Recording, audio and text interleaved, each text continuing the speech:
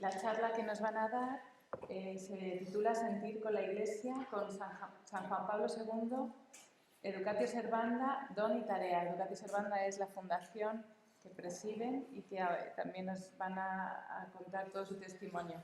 Don Juan Carlos Corbera Córdoba y doña Silvia Cano son padres de familia de 4 hijos. Ese es su principal título, después, antes de que todos los máster y todo eso. Sí. Don Juan Carlos tiene estudios de arquitectura técnica por la Universidad Politécnica de Madrid. En el 97 realizó el máster de gestión estratégica por la Comunidad de Madrid. En el 2016 máster en pastoral familiar por el Pontificio Instituto Juan Pablo II. Y en el 2017 máster en filosofía personalista por la Universidad de Valencia. Pero desde el 2013 deja toda su actividad empresarial y se vuelca por completo en la presidencia y dirección de la Fundación Educatio Servanda, en la que ha creado o asumido diferentes obras, entre las que destacan 7 colegios concertados, 3 centros de formación profesional, la residencia de estudiantes del Centro de Formación Profesional Agraria más antiguo de España y últimamente la gestión y revitalización cultural y espiritual del Monasterio de la Santa Espina y 2 escuelas de tiempo libre. Más o menos, si me equivoco en algo me corregís. Organiza además multitud de iniciativas y actividades en el terreno de la enseñanza, familia, tiempo libre y vida pública. Y es miembro de la Junta Directiva de la Sociedad Civil, del Consejo Ejecutivo de la Asociación Española del Personalismo y profesor del Instituto Superior de Sociología, Economía y Política. Bueno, y además de todo esto, perdonad, ellos consagraron la fundación en 2017, a los 10 años de la fundación, Cerro los Ángeles. Yo recuerdo al padre Mendizábal, que en aquel momento le atendía, pues, que celebraba con la consagración del colegio, con mucha ilusión. Y bueno, pues ellos ahora me lo contarán, no voy a hacer spoiler de cómo llegaron a esa situación, le vamos a dejar hablar. Pero bueno, a mí sí me venía simplemente una intuición. Nosotros, cuando nos pasamos a 35 años, conocimos la comunidad de Manuel, el padre de Manuel, que muchos conoceréis, que de inspiración Corazón de Jesús y Crisma. Entonces, ellos siempre contaban que el fundador empezaron en el monasterio de Cere de Santa María Magdalena, que está como la Borgoña francesa, y que tuvo la intuición de subir al corazón de los pies del Señor, como Santa María Magdalena subió al corazón del Señor en Pablo, que es donde fueron las apariciones de Santa María Magdalena. Bueno, pues a mí me parecía que se puede hacer un poco analogía con lo que es la fundación, porque ellos empezaron, nosotros estuvimos en la Casa Galilea, allí en Almería, tuvimos allí alguna convivencia, y allí donde el Señor llamó a los apóstoles con su encanto personal, que sin conocerle, pues muchos dejaron todo para seguirle. Pero el Señor les ha llamado ahora a una obra en el corazón del corazón, que es Valladolid, donde el padre Juanjo Calvo dice que está el corazón de Jesús auténtico, el verdadero, y donde el Señor dijo que se había llenado con mayor relación que en el resto del mundo.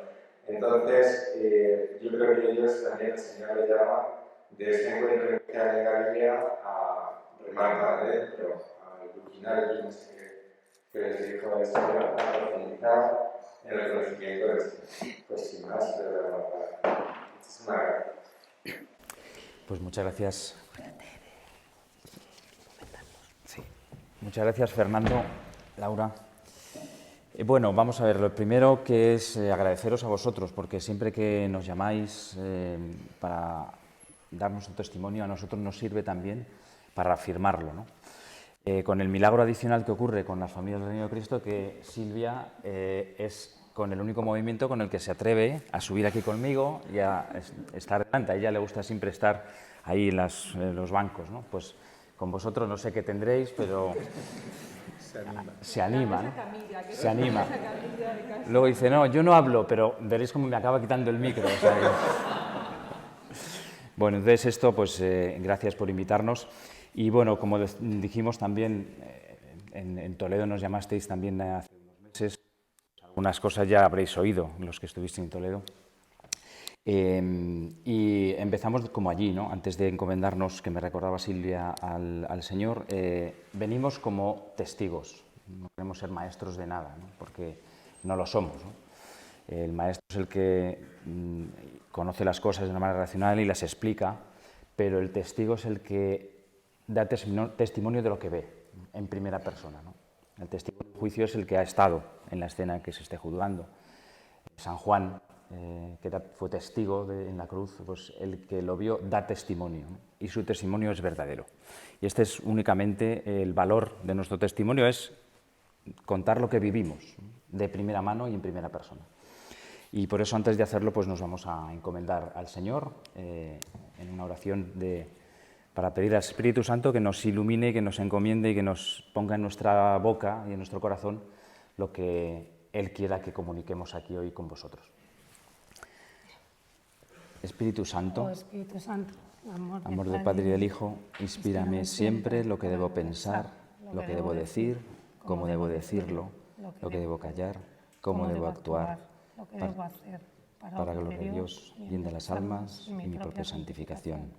Espíritu Santo, dame agudeza para entender, capacidad para retener, método y facultad para aprender, sutileza para interpretar, gracia y eficacia para hablar. Dame acierto al empezar, dirección al progresar y perfección al acabar. Amén. Bueno, muy bien, pues estamos en el encuentro de familias, ¿no? Y verdaderamente en Educatio Servanda todo habla de familias, ¿no? Nace en el seno de una familia, de un matrimonio absolutamente normal, como cualquiera de los que estáis ahí. Nace bajo el impulso, la protección y la inspiración de Juan Pablo II, que fue llamado por el Papa Francisco en su ceremonia de canonización como el Papa de la familia. Todo eso tiene muchísimo sentido cada vez que profundizamos en ello. Hemos dado a luz a una obra educativa, que es la principal misión de los padres de familia, ¿no? La educación de nuestros hijos. Es decir, todo nos habla de familias, por eso en un encuentro de familias pues estamos pues, como en una mesa camilla, ¿no? Efectivamente, y así es como queremos verlo, ¿no? Y os contaremos un poco lo que hemos vivido, porque también nos lo pedían así Fernando, cómo lo vivimos en el seno de nuestra familia, porque tenemos nuestras luchas, nuestros hijos, pues como cualquiera de vosotros, nuestras miserias, nuestras preocupaciones, nuestras dificultades con los hijos, la adolescencia, en fin, pues las cosas normales, las hipotecas y la vida normal de una familia y de un matrimonio normal. Para llegar un poco a lo que Fernando decía, pues todo este descubrimiento, ¿no? En la última fase de una llamada especial del corazón de Jesús a nuestra institución, iremos antes un poco a los orígenes, ¿no? Porque el título de la conferencia que nos han pedido es Don y Tarea, ¿no? Evidentemente son dos conceptos que van juntos siempre. Cuando uno recibe un regalo, un don, pues supone automáticamente una tarea. Lo que pasa es que no siempre que se recibe un regalo uno es consciente de que lo está recibiendo y mucho menos es consciente de lo que supone ese regalo. Y este fue nuestro caso, con circunstancias y caminos distintos, porque cada uno de nosotros ha vivido circunstancias distintas, pero así ha sido en los dos casos, ¿no? En mi caso concreto, después Silvia, pues si se atreve, que seguro que lo hará, pues cogerá el micrófono y contará cómo ella lo ha vivido, ¿no? En mi caso concreto, recibí este don, o esta vocación, o esta llamada particular a lo que ahora estoy haciendo, cuando tenía 23 años. Después de un proceso de más o menos un año en el que yo tuve un discernimiento vocacional para entrar en el seminario y ser sacerdote, pues ya tenía la decisión tomada y en una vigilia de adoración el Señor puso en mi corazón con muchísima claridad: tú vas a dar más fruto para mí como laico que como cura. Cosa que para mí era absolutamente imposible de concebir, porque cuando uno está en este proceso, pues lo que quiere es entregar su vida al Señor para dar fruto y no se le ocurre ninguna otra cosa más grande y más con mayor potencial de fruto que ser sacerdote. Por lo tanto, aquella moción nunca jamás pudo venir de mi raciocinio, de mi cabeza, ¿no? Fue una cosa que el Señor puso en mi corazón con mucha claridad. Y desde luego pues abandoné esta idea y continué pues con mi vida normal. Y ese fue el momento de recibir el don, ¿no? Esta llamada concreta: darás más fruto como laico que como cura. Por supuesto, para mí era un enigma y, por supuesto, ha tenido que pasar casi 20 años para descubrir, ¿no?, qué significaba aquello, ¿no? Silvia fue bastante más rápida en como sois las mujeres, mucho más intuitivas. Nosotros tardamos mucho más, ¿no? 20 años pues madurando esto, que por supuesto se te olvida, después sigues con tu vida, pues te pones a trabajar. Aquella fue la semilla que hoy se ve en sus primeros frutos, ¿no? Es largo de relatar, pero entre esa llamada, entre esa moción particular y el año 2007, pues pasan casi 20 años, ya estamos casados, Silvia y yo, y en una conversación de mesa-camilla, de sofá en nuestra casa, por una serie de circunstancias, comento con Silvia la posibilidad de hacer una fundación educativa. Y en una conversación súper sencilla, pues decidimos ir adelante con esta idea, sin saber en absoluto lo que estábamos diciendo ni lo que estábamos haciendo. Era simplemente dar salida a un deseo que en el corazón estaba y fue puesto hace tiempo, ¿no? Silvia acogió con total sencillez esta idea y después, reflexionando los dos, y ella después dará su particular visión, el Señor me utilizó a mí para darle a ella también este regalo, ¿no? Y ella lo acogió también de la misma manera que yo hice hacía 20 años, ¿no? Desde luego ninguno éramos conscientes de lo que iba a suponer aquella sencilla conversación y aquel sencillo sí, ¿no? Pero con los primeros signos, unos años después, 4 años después, los primeros signos de aquel trabajo inicial de la fundación, de las primeras reuniones, de las primeras obras, de los primeros asuntos totalmente sorprendentes, entonces es cuando empezamos los dos, y como digo ya, llegó mucho antes a esa conclusión, darnos cuenta de que aquel don, aquel regalo, aquel encargo, aquella vocación, estaba llegando al momento de descubrirse, ¿no? Cuando te dan un regalo pues, y lo abres, ¿no? Y ves lo que hay dentro, ¿no? Y ese fue un momento para mí especialmente duro, porque comprender lo que suponía el don, es decir, ver la tarea que suponía aquel regalo, aquella vocación, aquella llamada, pues fue para mí particularmente una lucha de casi un año, ¿no? Porque suponía dejar absolutamente todo lo que yo estaba haciendo hasta ese momento, toda mi vida profesional, las empresas que tanto esfuerzo nos habían costado levantar, y fue el momento en el que dices, ahora que veo la tarea, pues no me siento capaz de dejar mi vida, de abandonar todo lo que he hecho durante tantos años, la seguridad que ya pues, económicamente tienes, la estabilidad, empiezas a poner todo tipo de excusas, tenemos tantos hijos, hay que cuidarlos, mi mujer, y fue una lucha muy grande, ¿no?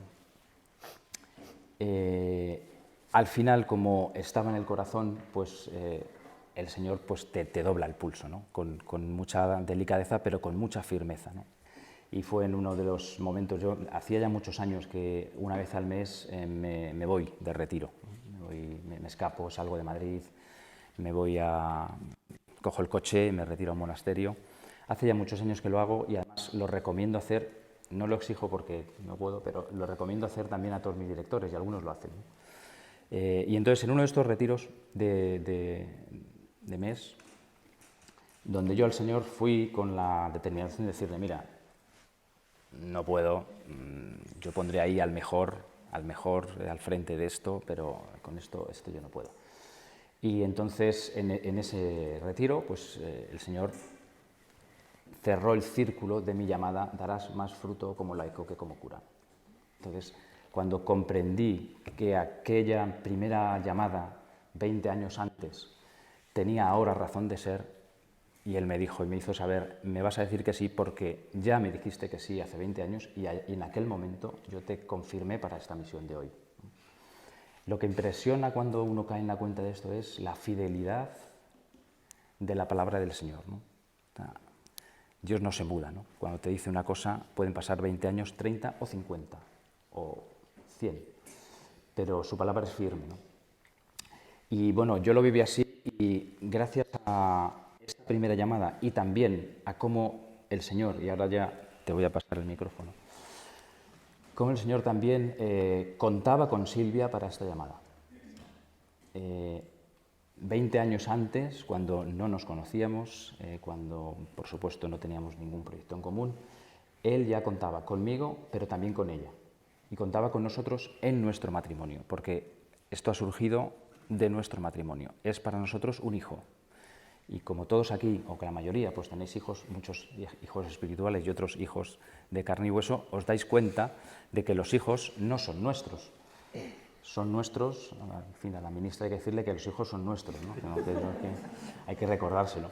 Pero no son posesión nuestra, es decir, son de Dios, ¿no? Esto es lo que la ministra, la segunda parte no la comprendería bien, ¿no?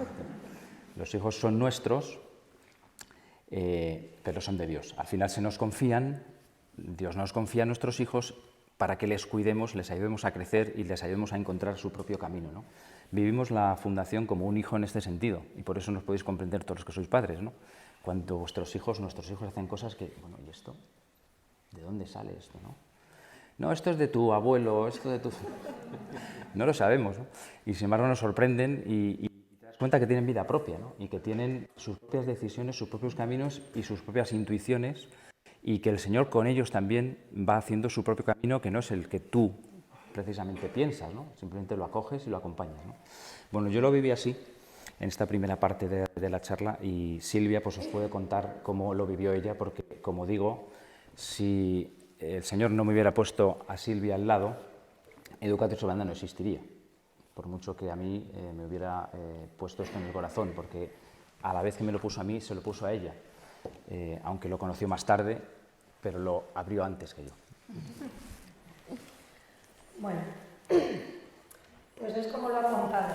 Se inició de manera muy sencilla, sin ninguna pretensión de nada. De hecho, éramos, yo creo, bastante inconscientes. No sabíamos lo que nos iba a pedir el Señor con los años. Y entonces va pasando el tiempo y te vas dando cuenta de que no es un proyecto nuestro, es un proyecto del Señor. Eso te lo hace ver con el tiempo, no es inmediato, con los años. Y te va exigiendo cada vez más, ¿no? Y tarea. Y entonces los dos lo vivíamos juntos, pero cada uno tenía su proceso y su camino. Entonces, claro, yo entiendo muy bien a Juan Carlos porque él había luchado muchísimos años con las empresas pues, para llegar, le había llegado mucho trabajo, mucho esfuerzo, no para ganar dinero, o sea, no, tampoco era el fin último, ¿no? Pero bueno, ese afán emprendedora que tiene siempre, de hacer cosas, de emprender. Y bueno, llegó un momento en el que, claro, yo entiendo que renunciar, o sea, fiarte de Dios, porque cada vez te pide más. Cuando tú le dices que sí, Él te toma la palabra y va en serio.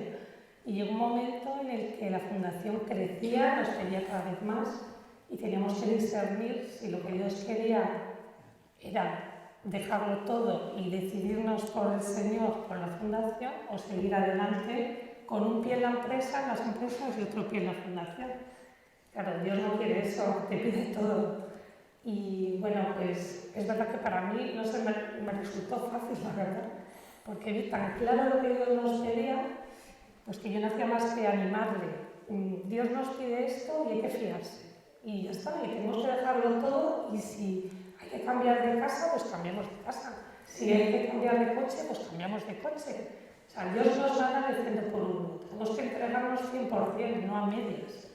Claro, al principio empiezas un poco, bueno, pues unas horas en la empresa, unas horas en la fundación, pero cuando ves que la fundación empieza a crecer y te das cuenta de todo lo que va ocurriendo, pues, y te das cuenta de que el Señor está detrás de la fundación, de esta obra, que no es una cosa nuestra.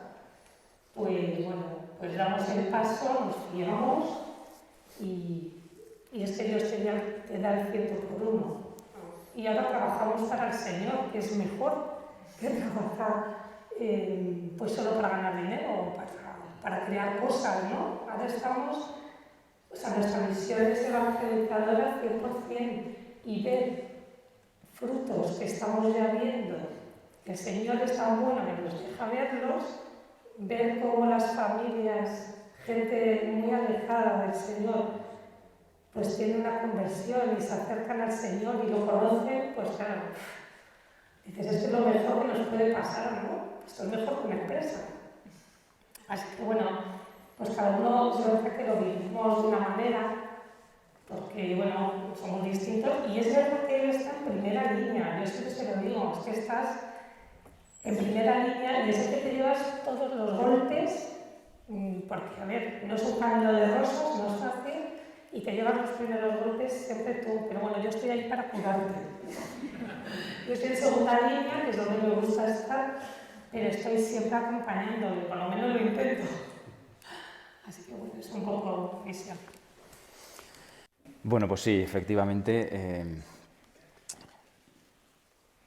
Yo que esperaba encontrar en Silvia la excusa perfecta para no dejar las empresas, porque en fin, la seguridad, tal, pues encontré todo lo contrario. O sea, es la que me empujó finalmente y la que estuvo a mi lado en los momentos más de estas decisiones difíciles y la que sigue y la que, bueno, por eso es un hijo, ¿no? Es un hijo espiritual, es un hijo especial, pero es de los dos y el Señor ha contado con el padre y con la madre para cuidar este hijo, ¿no?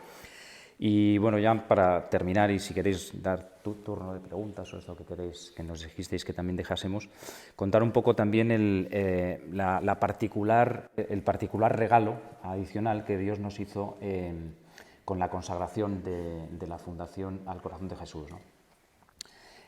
A nosotros nos llaman a veces, no, hablarnos del corazón de Jesús. Bueno, pues es que nosotros del corazón de Jesús es que estamos empezando a conocerlo. El Señor llamó a la Fundación a su corazón y la quiso meter en su corazón. Y esto no fue una decisión nuestra, ni mucho menos. Fue un descubrimiento que se nos dio a conocer de una manera muy clara y que llevamos adelante por obediencia. Y desde entonces, que fue un momento no fundacional, porque fue 10 años después del nacimiento de la Fundación, pero sí fue un momento fundante, sin ninguna duda, ¿no? El Señor quiso, a partir de ese momento, regalarnos un hueco para que anidásemos en su corazón. Y desde entonces hemos experimentado una mayor intimidad institucional, por supuesto personal, porque cuando un hijo se acerca a una de las cosas más sencillas, a un deporte concreto, pues los padres se interesan por ese deporte. Cuando un hijo se acerca pues, a una afición o a una vida espiritual, pues, o a una familia espiritual, pues los padres se interesan también por ello. Pues nosotros de la misma manera. Al descubrir que el Señor quería esto para la Fundación, pues también, en cierto modo, pensamos que lo quiere para nosotros, ¿no? Y entonces empezamos ese camino con José Julio.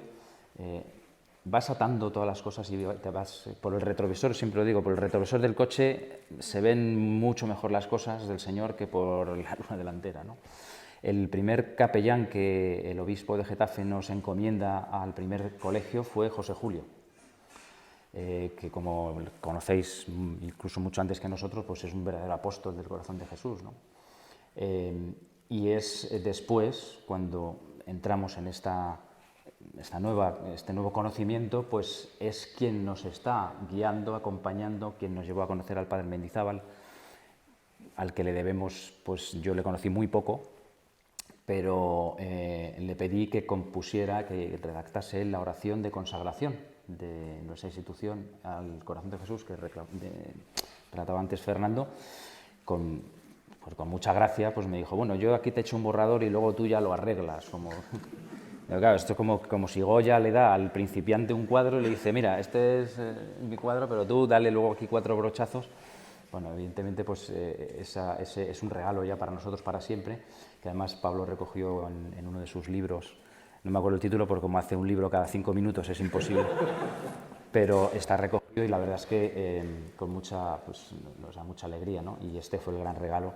El padre Mendizábal, cuando yo fui a conocerle con José Julio, le llevamos algunas memorias de la fundación y tal, y recuerdo perfectamente la sensación de estar delante de un santo, ¿no? Esto yo se lo conté a Silvia después. Y él con el libro que yo le llevé de la fundación, me acuerdo perfectamente que dijo, señalando con el dedo, ¿no? Dios tiene puesto el dedo en esta obra. Y esto para mí es los dos regalos del padre Mendizábal, ¿no?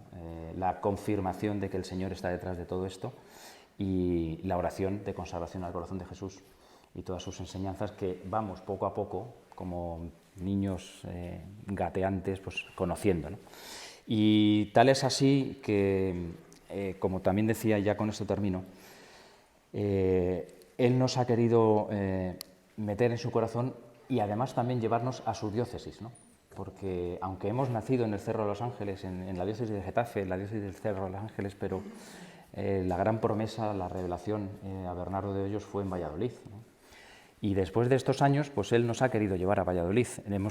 Llevábamos ya bastantes años yendo los directores en nuestro retiro que hacemos todos los años a Valladolid, a la casa de espiritualidad que hay allí en el santuario, ¿no? Y ya llevamos yendo bastantes años y, bueno, pues por circunstancias también, como siempre, como hace el Señor las cosas, hemos terminado allí este mes de febrero pasado, pues entrando en la diócesis a través de, siempre de la mano de don Luis Argüello, en este caso, de los obispos, para hacernos cargo efectivamente de una obra educativa en la diócesis de Valladolid, ¿no?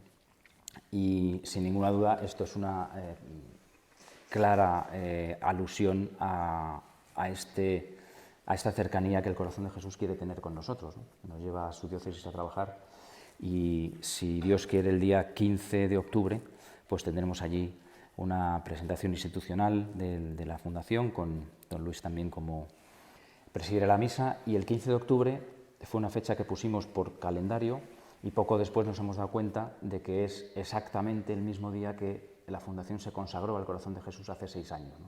Pues de estas cosas os voy a contar muchas, ¿no? Porque no os creáis que las cosas surgen así con una planificación, no, el Señor sabe y el Señor te deja ver cosas y cuántas no nos dejará ver, ¿no?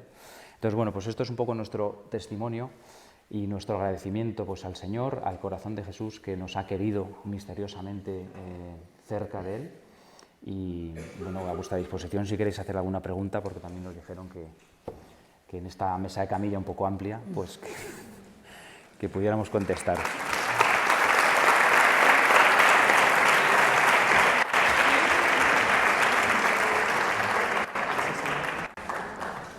Ahora como que el obispo está llamado, pero ¿cómo vivís vuestra relación con la Iglesia jerárquica a nivel de la Fundación? ¿Cómo os sentís en la Iglesia?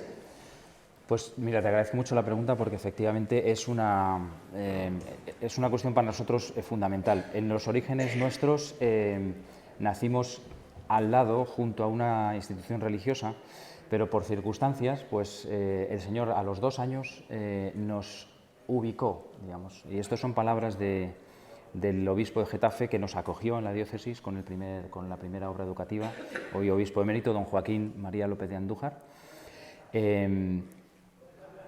Cuando empezamos Silvia y yo con este proyecto, yo le pedí acompañamiento sacerdotal a los discípulos de los Corazones de Jesús y María, con quien tenía una larguísima relación de hacía ya más de 15 años. Y el superior de momento, el padre Luis de Prada, es otro, no es Luis Fernando de Prada, pero Luis de Prada, pues me dijo, sí, me parece un proyecto bonito, venga, pues... y entonces nos dejó un sacerdote para acompañarnos. Después de estos primeros años el proyecto fue creciendo y ellos también fueron creciendo en su deseo de tener una institución educativa y un colegio. Con el cambio de superior de Luis de Prada al padre Noriega, hicieron una reflexión en el seno de la institución para, no solamente con la Fundación, sino con el resto de obras educativas y de obras de familia y tal con las que colaboraran. Al final de esa reflexión su conclusión fue que querían iniciar un proyecto propio Y entonces nosotros pues, teníamos ya la encomienda de hacer una obra educativa, un colegio, y yendo a hablar con don Joaquín, yo le dije, don Joaquín, si no tenemos sacerdotes, pues esto no nos sirve para nada, ¿no? O sea, quiero decir, dejamos el concurso que hemos ganado, se lo damos al siguiente y ya está, y nos volvemos a casa porque no tiene sentido para nosotros esta obra si no tenemos sacerdotes que nos acompañen, ¿no? Y don Joaquín me dijo, ¿qué tengo que hacer para que continuéis con el proyecto? Si os valgo yo como sacerdote, contar conmigo.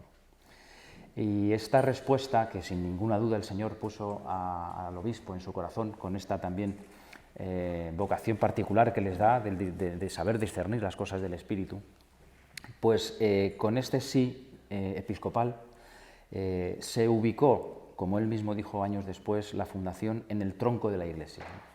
Es decir, nosotros como institución, al nacer de una familia, pero estar participada por un montón de carismas, en nuestras obras hay gente de todo tipo de parroquias, de movimientos, quien mejor representa esta transversalidad de carismas es la diócesis y por lo tanto el obispo diocesano.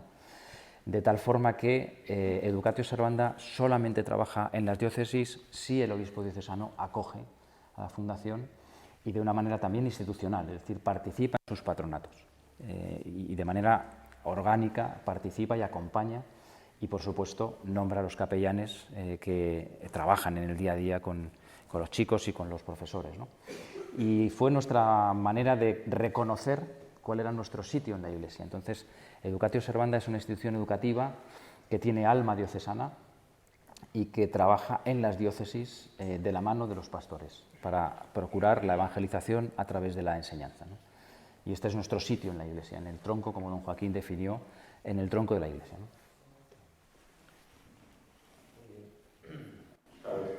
Muy bien, pues nada, Juan Carlos y Silvia, muchísimas gracias por vuestro testimonio. Habéis hablado de carismas de las personas que forman parte de Educatio Servanda, pero también entendemos que tiene que haber un carisma en el tema educativo. Aquí hay un montón de familias que tienen hijos, que están cada uno pues, en un centro de enseñanza, y a lo mejor que hemos sabido pues eso, entregar a nuestros hijos. Y bueno, también quizás fuera bueno que me hicierais alguna línea que caracterizara pues, vuestro proyecto educativo, alguna línea en ese sentido de formación integral humana. No me refiero lógicamente a nivel de inglés, ni a las posibles clases de equitación, que me imagino que no habrá, pero me refiero pues, a lo que es la formación humana del cristiano. Muchas gracias. Bueno, vamos a ver, mucha gente cree que yo soy profesor y que, o sea, bueno, yo no soy profesor, no he dado clase nunca y no tenía ni idea del mundo de la enseñanza formal. Sí, desde luego me ha encantado siempre la educación y he trabajado muchísimos años en el mundo educativo con jóvenes, pero no tenía ninguna experiencia educativa en la escuela ni en la enseñanza formal, que es, como hablamos muchas veces Silvia y yo, la prueba del 9 de que esto no es nuestro, porque evidentemente si hubiera sido ministro de Educación, pues bueno, lo normal es que haga una fundación educativa, pero viniendo de otros ramos que no tenían absolutamente nada que ver con la enseñanza, pues que hayamos puesto en marcha lo que se ha puesto en marcha es evidente que no es una cosa nuestra. Entonces, para responder a tu pregunta, el proyecto educativo de las escuelas, de los colegios Juan Pablo II, también se va haciendo a la vez que caminamos, ¿no? Porque no hay, bueno, vamos a hacer esto, vamos a hacer esto. Nosotros, por ejemplo, al principio, pues en nuestro proyecto educativo no estaba el corazón de Jesús. Ahora, evidentemente, es parte central de nuestro proyecto educativo. Es decir, hemos ido descubriendo, que es una cosa muy bonita, a mí me emociona mucho pensar cómo el ir descubriendo las cosas, ¿no? ¿Qué es lo que el Señor tiene para ti, para cada uno de nosotros, en el siguiente paso o a la vuelta del siguiente recodo en el camino, ¿no? Y cuando lo descubres, pues sabes que lo tienes que integrar. Entonces, lo que sí que teníamos desde el principio muy claro era que era un proyecto de evangelización. Es decir, Jesucristo tenía que estar en el centro. Yo me acuerdo en las primeras entrevistas que me hacían y tal, bueno, ¿y qué es lo primero que tiene que procurar un director de un colegio y tal, pues para atraer a las familias? Y dije, pues no sé lo que tiene que hacer, pero desde luego yo lo que le pido a los directores de colegio que lo primero que tienen que procurar es que haya misa en el colegio todos los días, si es posible. Es decir, siempre estuvo el Señor en el centro. Es un proyecto, por lo tanto, que tiene como misión fundamental dar a conocer a los niños y a sus familias a Jesucristo. Y la enseñanza es un medio y las aulas son un medio. Y es un medio especialmente privilegiado y, como también nos dicen muchos, quizás es el medio, uno de los medios más importantes de esta nueva etapa que vive la Iglesia, ¿no? Cuando los templos pues, no hay muchos niños, hay cada vez menos bodas civiles, menos bodas religiosas, hay cada vez menos niños en catequesis, con, gracias a Dios, honrosísimas excepciones, y sin embargo los niños siguen estando en los colegios, ¿no? Entonces, pues traigamos en cierto modo, y permítanme la expresión, traigamos la Iglesia al colegio, ¿no? Para que en el colegio los niños conozcan a Jesús y después, que esto ocurre todos los días, se lo lleven a su casa y se lo presenten a sus padres. Los mejores evangelizadores de los padres son los hijos. No tengo ninguna duda, y lo siento por los sacerdotes que hay aquí, pero es así. El niño que empieza a bendecir la mesa con 6 años, pues son testimonios de las familias que os podemos contar un montón. Y el padre le pregunta, bueno, ¿qué haces? No, porque es que, claro, hay muchos niños que no tienen que comer, hay que darle gracias a Dios. Y a partir de ese día en esa casa se bendice la mesa, lógicamente. Porque el niño le da una lección al padre que recordará toda su vida, ¿no? Es decir, ¿qué proyecto hay? Este es el centro. Por supuesto, después hay que desplegar un equipo de profesores, un equipo de docentes, de personal de servicios, que tienen que ser también ellos maestros, por supuesto, pero testigos. Porque si no son testigos de Cristo es imposible que lo comuniquen, como decía al principio. Nuestra calidad aquí es de testigos, estamos diciendo lo que nos pasa, lo que vivimos, ¿no? Si un maestro no es testigo, además, no puede ser un transmisor de la fe católica. Es imposible, porque nadie transmite de oídas, ¿no? Uno transmite lo que ve en primera persona. Y por mucho que te lo digas a un profesor, tienes que hacer esto, esto y esto, porque estás en un colegio que hace esto, esto y esto, y si no, pues no puedes trabajar aquí, pues lo hará. Pero es un maestro, le falta la parte testigo, ¿no? Esta es otra de las claves de los colegios Juan Pablo II. Los maestros son también testigos. No sé si te responde. Bueno, yo creo que has contestado solamente. Vale, gracias. Muchas gracias. Lo que has dicho me ha gustado mucho, pero me ha planteado un problema. Y es que en las universidades, desde hace muchos años yo ya acabé la carrera en el año 75, o sea que no hablo de las últimas etapas. En el año 75 me vendieron una moto que estaba un poco averiada, digamos.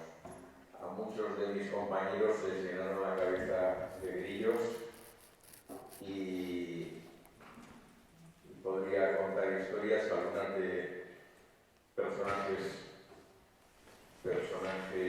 que están en la vida pública, que han sido compañeros nuestros, y que Jesús y yo, Jesús, su marido de Teresa, pues que son compañeros, pues que nos llenaron la cabeza, pretendieron llenarnos la cabeza de grillos, y que ciertamente por la vida familiar de mis padres y alguna otra cosa más, pues nos protegió.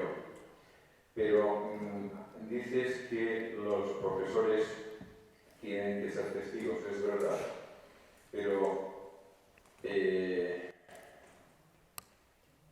¿cómo desentrañar esos nudos? Porque los profesores tienen que ser licenciados y tienen que haber hecho el CAP y han pasado por la fábrica de grillos. ¿Cómo deshacer esos nudos? Porque ahí hay un trabajo grande. Digo esto porque hace muchos años yo tuve, pues mis hijos busqué lo mismo, ¿no? Un centro de alegría. En una ocasión mi hija vino a casa, tenía ella 12 años, una cosa así, y diciendo que la profesora de religión, que era una persona consagrada, pues le había venido diciendo que la Revolución Francesa que estaba muy bien, y que ella se levantó en clase diciendo, hombre, pero si había mártires. Sí, bueno, pero eso es una cosa menor. Yo me quedé como cuadriculado. Y esto es un nudo mental, mejor dicho, es un excremento mental de esos grillos que la universidad mete en la cabeza de los que luego, por desgracia, pues tienen que hacer muchas cosas. Y a lo mejor tienen fe, y a lo mejor rezan, y a lo mejor van a misa todos los días. pero que no se han dado cuenta de los experimentos mentales que mete la universidad en la cabeza, ¿no? Con esos grillos. He hablado mucho, perdona. Bueno, pues a ver, es de las cosas más difíciles y más trascendentes en los centros educativos, que son los maestros. La selección de los maestros es, porque un colegio, una universidad, un centro educativo, es lo que son sus maestros. Porque podemos tener un ideario maravilloso, escrito en un papel, que todo el mundo firmaría, que el que entre aquí en este colegio y cumpla todo esto son santos todos. Se puede tener esto. Pero al final el acontecimiento educativo se da entre personas, entre el alumno y el maestro. Y por lo tanto es el maestro y el conjunto, la suma de los maestros los que constituyen y los que configuran el centro. Por lo tanto, la selección de los profesores es absolutamente clave, ¿no? Y es una cosa en la que insistimos mucho. Y es verdad que nos han llamado muchas veces de otros sitios para ver cómo lo hacemos y tal. Y bueno, cómo lo hacemos es simplemente tratar de descubrir que no haya demasiados grillos en la cabeza de las personas que vienen. Y si los hay, porque evidentemente son hijos de su tiempo y están en las universidades donde están y estudian donde estudian, pues después hay un proceso de formación. Pero antes del proceso de formación tienen que tener una fe adulta y una fe viva, porque después la formación, sobre esto se puede hacer una formación después, ¿no? Es más difícil hacerlo al revés y en cualquier caso, si el Señor lo quiere hacer, no tienen por qué sufrirlo los alumnos de las primeras generaciones, ¿no? Es decir, pues, en fin, esto ya tiene que venir de casa, ¿no? Entonces, es muy difícil, nos fue muy difícil encontrar las primeras plantillas de profesores, porque no nos conocía nadie, porque eran colegios muy grandes, porque es buscar una aguja en un pajar, ¿no? Pero sorprendentemente después lo que nos ocurre es que estos profesores que tienen este deseo de trabajar en esta clave nos piden trabajar en los centros. Y a lo mejor están trabajando en otro sitio o no, pero tienen el deseo de hacer lo que oyen que se hace en los colegios Juan Pablo II y por lo tanto el proceso de selección es casi automático, ¿no? Los sacerdotes que trabajan en las diócesis nos mandan a los que creen que son mejores. Es decir, el Señor va llamando, yo también lo digo muchas veces, ¿no? El Señor va llamando a la viña a sus trabajadores y los llama cuando quiere. Yo a mis directores y a mi equipo lo único que les digo es, a nosotros nos llamó el primero, pero mirad qué suerte tenéis que habéis venido 15 años después y vais a cobrar lo mismo, vais a recibir el mismo don que nosotros, ¿no? Porque les da lo mismo a todos, ¿no? Al que llama por la mañana, al que llama por la tarde y al que llama a última hora de la noche, ¿no? Entonces, todos son llamados y nuestra misión es acogerles, identificar que hay una llamada ahí y después formarles, ayudarles en su formación. En los centros hay una serie de horas al año dedicadas a formación, pues nosotros las pedimos y las damos y dedicamos bastante tiempo a la formación. Y una formación, bueno, esto es un poco más técnico quizá aquí, los profesores siempre piden una formación de trabajar con las nuevas tecnologías, es decir, herramientas, ¿no?, para el aula, ¿no?, que hacen falta, ¿no? Y nosotros, sobre todo desde Fundación, desde los colegios se atiende más a esto, pero desde la Fundación, la formación que les damos desde la Fundación es mucho más una formación filosófica, teológica, humanística, es decir, no es una formación de herramientas para trabajar, es una formación para estructurar su forma de pensar, para sacar los grillos con los que vienen y tratar de hacer una mente católica en su más amplio sentido, ¿no? Y después las herramientas pues se las dan en otros foros o en YouTube que tienen mucho más facilidad, ¿no? Bueno, no sé si te he contestado, pero aquí Silvia va a... Es que quiero decir una cosa porque yo trabajo en una universidad privada, no soy maestra, no soy profesora. Te están grabando, ten cuidado. Yo estoy encantada de estar en mi universidad, llevo 27 años trabajando ahí, o sea que estoy encantada. Pero la comunidad educativa no solo la conforman los profesores, que son muy importantes, por supuesto, porque son los que están en el aula, en la universidad con jóvenes un poco más mayores y en el colegio pues son más pequeños. Pero la comunidad educativa también la conformamos, yo soy personal de Administración y Servicios, estoy en un departamento donde me relaciono con profesores, también con alumnos, porque me los encuentro. Me encuentro a las señoras de la limpieza todas las mañanas y creo que es muy importante, no solo los maestros, los profesores, sino todos los que estamos, la secretaría, las personas que trabajan ahí, que están en continua relación pues, con padres, alumnos, profesores. Tan importante como pues, nuestra actitud todas las mañanas. A mí muchas veces me dicen algo, el otro día me decía el bebé todas las mañanas, le veo buenos días. Yo por las mañanas es que tengo mucha energía y alegría. Luego ya, a medida que va pasando el día, Me suena. voy empeorando, la verdad. Pero por la mañana tengo una energía increíble y mucha alegría. Y el otro día me decía el bebé, siempre te veo contenta, Silvia.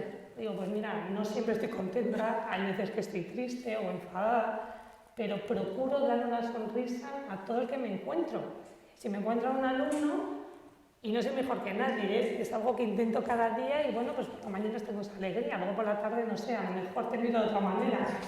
Pero es importante, todos los que trabajan en un colegio, en una universidad, pues cómo nos relacionamos con los que nos encontramos, pues también es muy importante. Y si vivimos la fe, que los profesores tienen que tener una fe viva, si no, es muy difícil.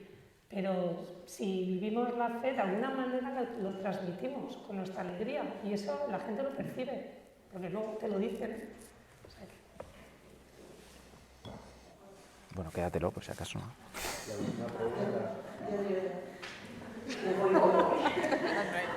te voy a decir ahora mismo como portavoz de la madre de alumnos de los colegios como los segundos, aquí es normal y otros comunales que tenemos a los niños allí.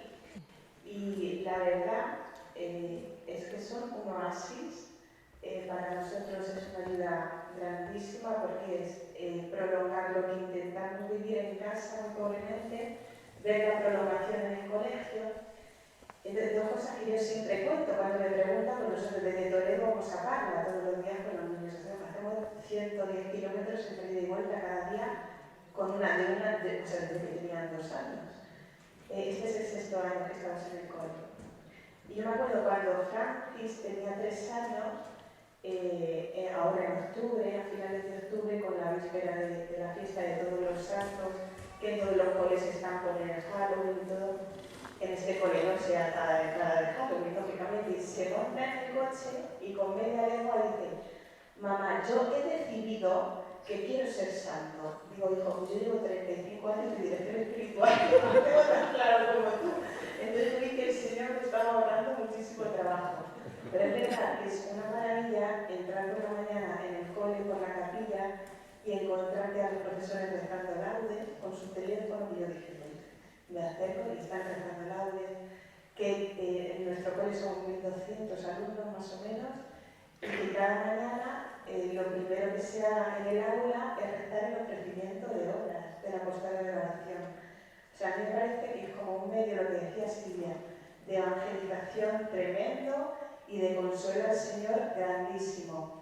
Y medio para que los padres se acerquen al corazón del Señor. En Alcorcón, como es muy insignia, ya lo sabemos, hay como hay muchos, pero en Parla se está dando también. Esta es la primera madre adulta confirmada del Colegio de Parla, de la catequesis de adultos. Entonces, de verdad que yo sé que sufrís mucho y que estáis o sea, que todos están en contra, pero nosotros como padres, seguir, porque para nosotros es muy importante. Y ya está.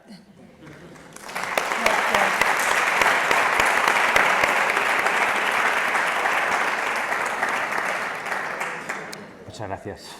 Muchas gracias. Pues bueno, estas cuestiones son las que a nosotros nos hacen pues, escuchar que se hacen 100 kilómetros todos los días para llevar a sus hijos al colegio, pues es de las cosas sorprendentes que nos hacen pues, seguir cada día. O sea, que decís que seguir vosotros, pero yo os digo también seguir vosotros porque sois los que nos dais la razón de todo lo que hacemos, ¿no? que muchas gracias por tus palabras y por tu ejemplo.